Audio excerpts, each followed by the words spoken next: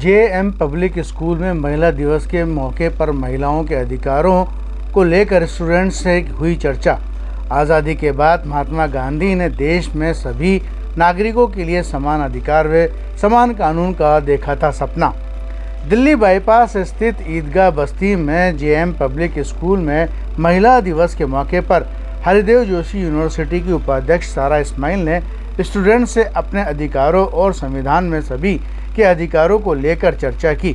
उन्होंने स्टूडेंट्स से रूबरू होते हुए कहा कि भारत का संविधान में हर वर्ग को लेकर उनके अधिकार दिए गए हैं। यही वजह है कि आज देश में हर धर्म, जाति, वर्ग के लोग अपने अपने अंदाज में ज़िंदगी बेहतरीन अंदाज में गुजार रहे हैं। डायरेक्टर मोहम्मद हुसैन ने कहा कि ऐसी चर्चाएं होती रहनी चाहिए जिससे कि समाज में और ख़ास तौर से बच्चों में जागरूकता पैदा हो सके। अधिकार क्या होता है? राइट्स तो उसका ट्रांसलेशन हो गया।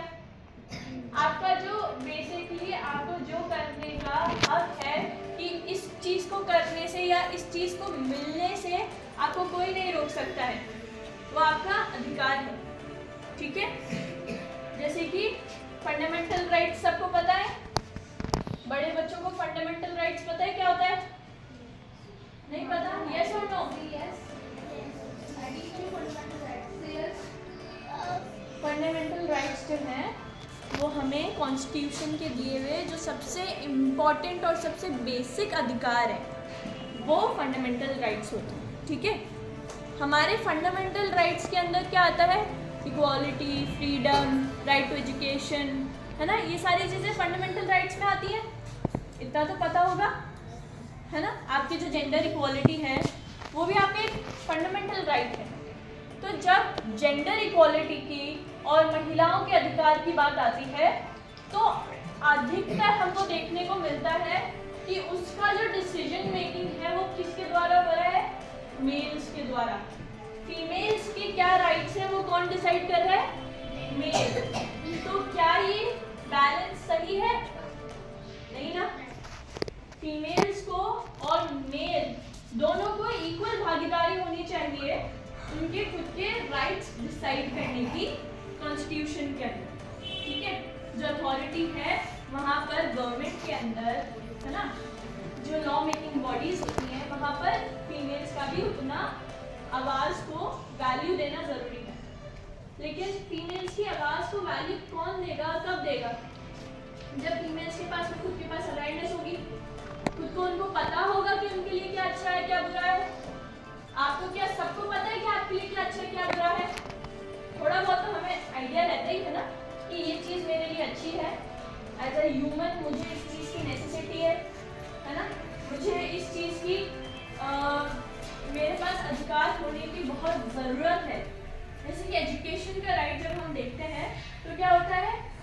लड़कों को पढ़ाने के लिए ज़्यादा भेज देते हैं पेरेंट्स, जस्ट इन केस उनके पास इतनी कमाई नहीं है तो वो क्या करते हैं कि अच्छा ठीक है बेटी तो देखेंगे, पढ़ेगी तो पढ़ लेगी, नहीं तो कोई बात नहीं, बेटे को तो पढ़ाओ। क्यों? क्योंकि बेटे को घर चलाना है, बेटे को पैसा कमा के आगे जाके खिलाना है, बेटी तो क्या ही करेगी, ये सोच होती है सबकी। लेकिन यहाँ पे जितनी भी लड़कियां हैं उनको पता है कि उनके अंदर कैपेबिलिटी है आगे जाके खुद कमाने की, खुद अपना परिवार को पालने की। पता है कैपेबिलिटी है आपने, हाँ कि ना? है ना।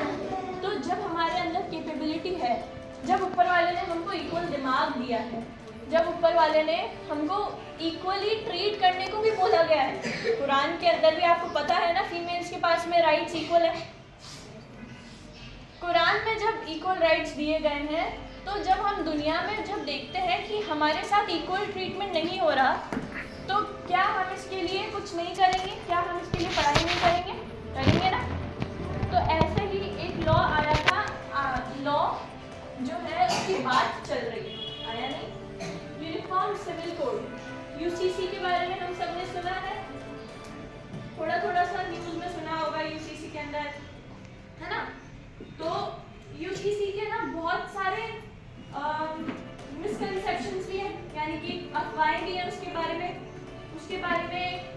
सही इंफॉर्मेशन दे भी रहे हैं नहीं भी दे रहे हैं। तो हम कहाँ से पता करें कि क्या सही इंफॉर्मेशन है ना? हम डॉक्यूमेंट से पता करेंगे। जो मेरे पास रिसर्च है जो मैंने आर्टिकल्स पढ़े हैं उसके बेसिस पे मैं थोड़ी सी रिसर्च की मेरे पास में, मैं वो आपसे शेयर करूँगी। यूसीसी बेसिकली जो बीजेपी ने इंट्रोड्यूस किया है, ये बीजेपी पता है ना, पार्टी है सबको, भाजपा पता है ना, तो जो लॉ बीजेपी इंट्रोड्यूस करने की कोशिश कर रही है, वो लॉ जब हम हिस्ट्री में देखते हैं तो वो कहाँ पे जाता है, गांधी जी। गांधी जी ये बच्चे ने सुना है, किस किस ने गांधी जी का नाम सुना है? सभी ने सुना है, फादर ऑफ आवर नेशन, नीचे कर लो हाथ, है ना। जब भारत का संविधान बन रहा था तब गांधी जी ने ये अपनी इच्छा जाहिर करी थी और ये कहा था कि अभी जो लॉज हैं, सिविल राइट्स जो हैं, वो हम अलग अलग रख सकते हैं, लेकिन मैं चाहूँगा ऐसा भारत देखना जो आगे जाके एक समान सिविल राइट्स को फॉलो करे। अब सिविल राइट्स क्या है? सिविल राइट्स मतलब ये नहीं कि तुम किसकी पूजा करते हो, किसके सामने तुम फेस करके नमाज पढ़ते हो, ये तुम्हारा सिविल राइट नहीं है। तुम ज़कात दे रहे हो कि नहीं दे रहे, तुम रमज़ान के अंदर रोज़ा रख रहे हो नहीं रख रहे, ये सिविल राइट में नहीं आता। आपका धर्म का जो आपका प्रैक्टिस आप जो कर रहे हो वो सिविल राइट नहीं है, उसके साथ कोई छेड़छाड़ होने का किसी को हक नहीं है, क्योंकि आपके फंडामेंटल राइट्स के अंदर भी आपको रिलीजियस राइट दिया जाता है कि आप अपने किसी भी रिलीजन को फॉलो कर सकते हो। अगर आप मुसलमान हो तो आप इस्लाम को फॉलो कर सकते हो, इसका आपको पूरा अधिकार है हिंदुस्तान में। तो don't let anyone make you think otherwise, ठीक है। किसी को भी ऐसा मत फील करवाने दो आपको खुद को कि आप अपना जो धर्म है उसको फॉलो नहीं कर सकते, क्योंकि हम लोग ऐसा लॉ निकाल देंगे सरकार के द्वारा, ऐसा कभी नहीं हो सकता, क्योंकि वो फंडामेंटल राइट है, फंडामेंटल राइट को कोई चेंज नहीं कर सकता, ठीक है। ये बात क्लियर होगी हमारी। अब गांधी जी की जो सोच थी वो सिविल राइट्स के ऊपर थी। सिविल राइट्स के अंदर बहुत सारी चीज़ें आती हैं जो सोशल जस्टिस से रिलेटेड होती है। सोशल जस्टिस मतलब सामाजिक न्याय, जो हमारा समाज है जहाँ पे हम रह रहे हैं, क्या आपको वहाँ पे इंसाफ मिल रहा है, क्या आपको वहाँ पे न्याय मिल रहा है, समान अधिकार मिल रहे हैं या नहीं, उससे रिलेटेड होता है सोशल जस्टिस।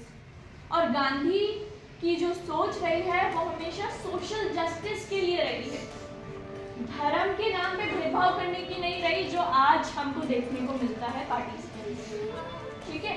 तो जब ये बात आती है तो एक और बिलीफ आ जाता है, एक और ह्यूमर, तो लेकिन वो फैल जाती है ना, ये होती है अफवाह।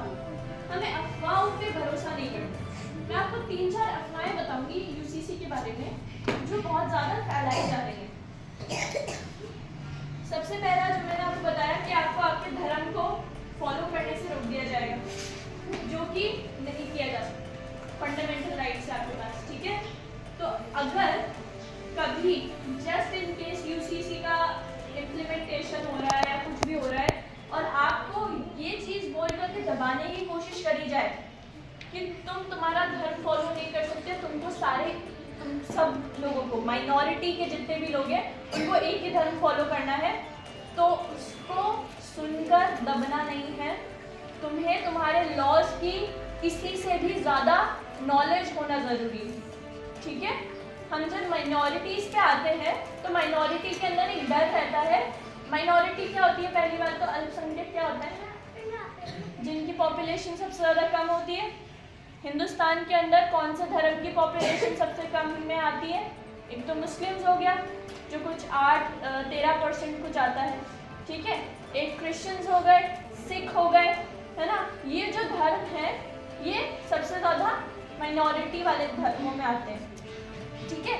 तो माइनॉरिटी ग्रुप जो है उसको ये डर रहता है, और सच में होगा, बिल्कुल होगा डर, क्योंकि लोग जो है उनको ये डर फैला रहे हैं कि तुम्हें मेजॉरिटी यानी कि हिंदुइज्म जो है वो वाला धर्म यूसीसी के बाद में फॉलो करना पड़ेगा।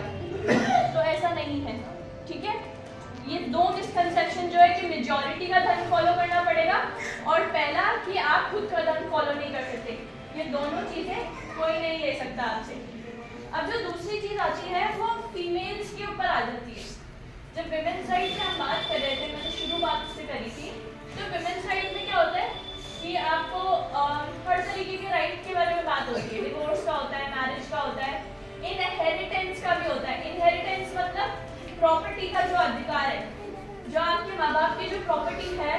उनके बाद में जो प्रॉपर्टी आगे जो उनकी संतान को मिलेगी उसके ऊपर किसका अधिकार है।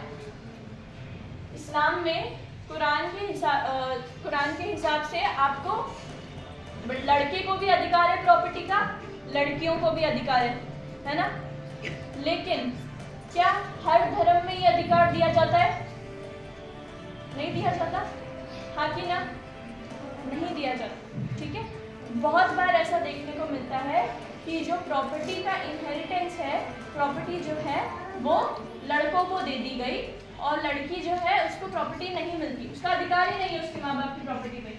क्या वो आपके माँ बाप नहीं है इक्वली, है ना? लड़का जितना उनका बेटा है, लड़के उनकी उतनी बेटी है। ऐसा थोड़ी ना है कि उनकी बेटी ही नहीं है, वो बस पता नहीं कहाँ से उनका रिश्ता कुछ है ही नहीं।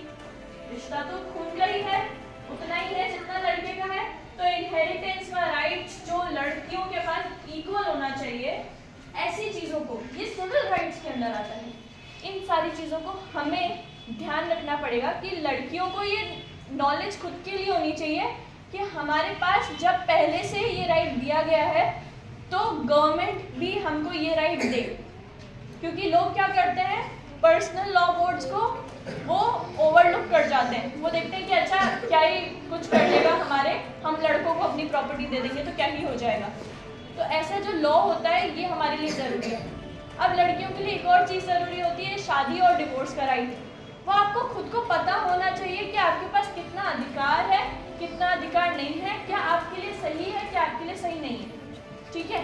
तो इसके बारे में जो डिसीजन है कि ये सही है, ये वाले डिवोर्स के जो राइट्स इम्प्लीमेंट किए जा रहे हैं हम पे, क्या ये राइट्स सही है यूसीसी के अंदर जो हो रहे हैं या पर्सनल लॉ बोर्ड में जो हो रहे हैं, क्या ये हमारे लिए सही है, हम ये खुद सोचेंगे, है ना। हमें खुद सोचना है कि अगर हमको लग रहा है कि नहीं इस वाले साइड में हमको थोड़ा सा नुकसान है या फिर हमारा जो है वो राइट्स को कुचला जा रहा है, दबाया जा रहा है, तो हम अपना ओपिनियन तो सामने रखेंगे, कम से कम रखेंगे कि नहीं रखेंगे। हम महिलाएं हैं तो महिलाओं के राइट्स, महिलाएं थोड़ा तो कुछ बोले महिलाओं के राइट्स के लिए, तो हमें इसके बारे में अवेयरनेस होनी चाहिए।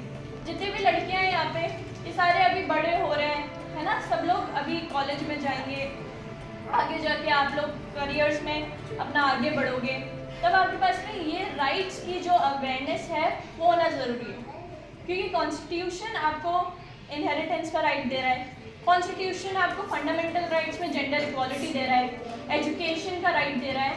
तो ऐसे जो बेसिक राइट्स हैं उनके लिए लड़कियों को खुद के लिए अवेयरनेस है कि नहीं, होनी चाहिए। हम आज थोड़ी बहुत अवेयरनेस अपने साथ लेके जाएंगे। यस।